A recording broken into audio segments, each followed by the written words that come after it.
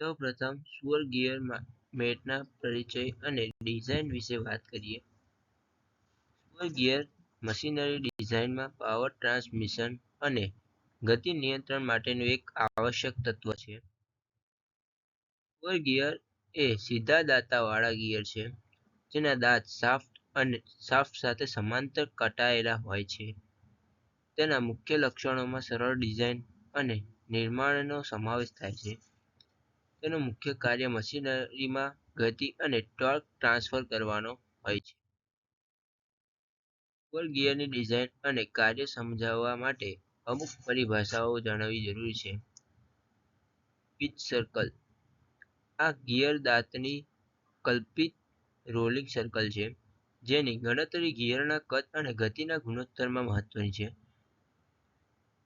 એડેન્ડમ: આ પિચ સર્કલથી દાંતની ટોચ સુધીનો દૂરી છે. ડિડેન્ડમ: આ પિચ સર્કલથી દાંતની તળ સુધીનો દૂરી છે. બેકલેશ: ગિયર દાંત વચ્ચેની આ ખાલી જગ્યા સુચારુ ઓપરેશન માટે જરૂરી છે. પ્રેશર એંગલ: આ દાંતની સપાટી અને પિચ સર્કલ વચ્ચેનો કોણ છે જે સામાન્ય રીતે 20° હોય છે. ગિયરની જોડાણ દરમિયાન બે મુખ્ય બળો કાર્ય કરે છે. ટેન્શન શીયર ફોર્સ (FT) આ પાવર ટ્રાન્સફર માટે જવાબદાર મુખ્ય બળ છે. રેડિયલ ફોર્સ (FR) આ બળ શાફ્ટ પર રેડિયલ લોડ આવે છે. સ્વર ગિયર વચ્ચે એફિસિયન્સી સાથે પાવર ટ્રાન્સમિશન આપે છે જે લગભગ 95% સુધી પહોંચે છે. યોગ્ય ડિઝાઇન સાથે આ ગિયર્સ લગભગ 30 dB જેટલું ઓછું અવાજ કરી શકે છે કરીને શાંત ઓપરેશન આપે છે. સ્વર ગિયરની ડિઝાઇન એક પદ્ધતિસરની પ્રક્રિયા અનુસરે છે. પેરિફેરલ સ્પીડને નોટ કરો. સૌપ્રથમ પેરિફેરલ સ્પીડ 3 થી 15 ms વચ્ચેની રેન્જમાં માપો. સામગ્રી પસંદગી: કાર્યક્ષમતા માટે કાસ્ટ આયર્ન, સ્ટીલ અથવા એલોય જેવી યોગ્ય સામગ્રી પસંદ કરો. ટ્રાન્સમિશન લોડ ગણો: જરૂરી પાવર અને ટોર્ક નક્કી કરીને ટ્રાન્સમિશન લોડ ગણો.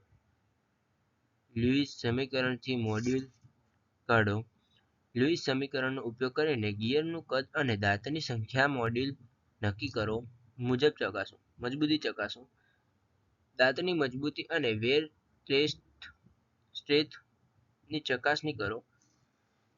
BHN વધારો: જો જરૂરી હોય તો હાઇડ્રેટિંગ પ્રક્રિયા દ્વારા BHN વધારો. નિષ્કર્ષમાં, સ્પુર ગિયર મેટની મહત્વતા ખૂબ જ વધારે છે. સરળતા અને અસરકારકતા: તે મશીનરીમાં પાવર ટ્રાન્સફર માટે સૌથી સરળ અને અસરકારક ઉપકરણ છે. લાંબી આયુષ્ય: યોગ્ય ડિઝાઇન અને સામગ્રી પસંદગીથી તે લાંબી આયુષ્ય અને કાર્યક્ષમતા પ્રદાન કરે છે. ચોક્કસ એસેમ્બલી: સ્પુર ગિયર મેટનો ઉપયોગ કરીને ચોક્કસ અને વિશ્વસનીય ગિયર એસેમ્બલી શક્ય બને છે.